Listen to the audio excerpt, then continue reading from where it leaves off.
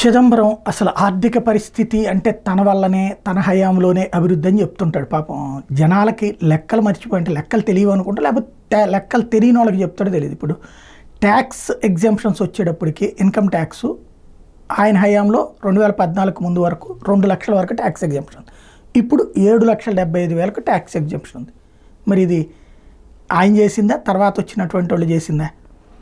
లేకపోతే non performing assets ఏవైతే బ్యాంకుల్లో ఎగవేత అప్పట్లో 11% ఉంటే ఇప్పుడు 0.6% ఉంది. ఎవరి హయాంలో మారినట్టు?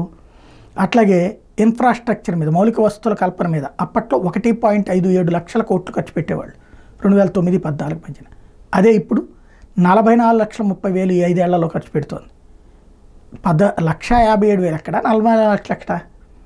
ఇకపోతే వెల్త్ అప్పటికి 13 లక్షల కోట్లు, ఇప్పుడు 320 లక్షల కోట్లు. అలాగే ఫారెక్స్ అంటే మన విదేశీ ద్రవ్యం ఏదైతే ఉందో అప్పట్లో $50 బిలియన్, ఇప్పుడు $350 బిలియన్. అట్లాగే జీడిపి ర్యాంక్ అప్పట్లో 10, మొదటైతే 11, చిట్ట చివరి ఏడాది అంటే 2014 నాటికి 10కి వచ్చింది. ఇప్పుడు ప్రపంచంలో 5వ స్థానంలో ఉన్నాం. అలాగే కుంభకోణాలు చూస్తే 2009-14 మధ్యలో 78 కుంభకోణాలని అధికారికంగా ఆ ప్రభుత్వమే రిజిస్టర్ చేసుకుంది, ఇప్పుడు 0. కాబట్టి మాటలు వేరు, చేతలు వేరు, రికార్డులు అసలు నిజాలు చెప్తుంటాయి.